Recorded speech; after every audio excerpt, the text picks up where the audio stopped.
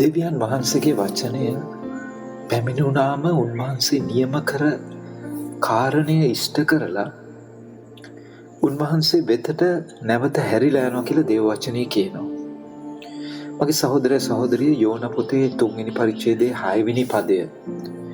හරි පොහොසත් වචනයක්. නැත්තම් දේව වචනේ තියෙන පොහොසත්කම පෙන්නනවා. දේව වචනේ තියෙන බලය පෙන්නනවා. ඒ කොටසේ කියනවා ඒ ආරංචිය නිනිවේ රජු වෙතට පැමිණුණු විට හෙතම තමාගේ සිංහාසනයෙන් බැස තමාගේ සලුව අහක තබා ගෝනි රෙදි පොරවාගෙන අලු පිට හිඳගත්තේය. මගේ සහෝදර සහෝදරිය, මේ නිනිවේට පැමිණුණු දේව වචනය, නිනිවේ විනාශය ගැන නිනිවේට ඇවිච්ච වචනය, ඒ රජ්ජුරුවන් වෙතට පැමිණුණාම මොකද්ද සිද්ධ වුණේ? අපේ ජීවිතවලට දෙවියන් වහන්සේගේ පණිවිඩය, අනතුරු ඇගවීම්, අවවාද, අනුශාසනාවල් එනකොට මොකද්ද සිද්ධ වෙන්න ඕනේ? මේ කොටසේ අපිට ඉස්සල්ලාම පෙන්වන කාරණාව තමයි එයා තවදුරටත් එයාගේ සිංහාසනේ රැඳී හිටියේ නෑ. එයාට සිංහාසනේ ඉන්න බෑ තවදුරටත්. එයා ස්විච්චාවෙන් එයාගේ තනතුර අතහැරියා. එයා ස්විච්චාවෙන් සිංහාසනයෙන් බැස්සා. එයාට කවුරුත් කිව්වේ නෑ සිංහාසනයෙන් බහින්න කියලා.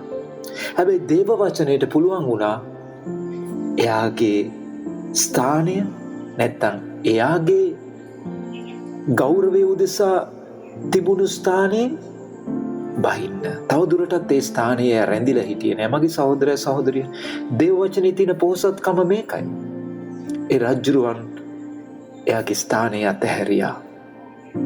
ඔබයි මමයි දේව වචනේ අපේ ජීවිතයට එනකොට අපි තවදුරටත් අපේ ස්ථානවල නැත්තම් අපේ තීරණවල නැත්තම් අපි හිතාගෙන ඉන්න ඒ දේවල් මතම ඉන්නවද? නැත්තම් ඒක අතහරින්න අපි සූදානම්ද? මගේ සහෝදර සහෝදරිය, දේව වචනේට ඒ බලය තියෙනවා. ඉතින් ඔබයි මමයි ඉඩ දුන්නොත් වචනේ අප තුලට ඇවිල්ලා කරන දේ තමයි මේ පෙන්වන්නේ. ඉතින් ඒ වචනේට අදත් අපි යටත් වෙමු. ඒ වචනේට යටත් වෙනකොට අපිට ඉන්න තැනින් අපිට බහින්න පුළුවන්කම ලැබෙනවා. මොකද එතන දෙවියන් වහන්සේගේ ඒ ආශිර්වාදය ලබන්න එන පළවෙනි පියවරයි. ඔබට ජේසු පිහිටයි. සුබ දවසක්.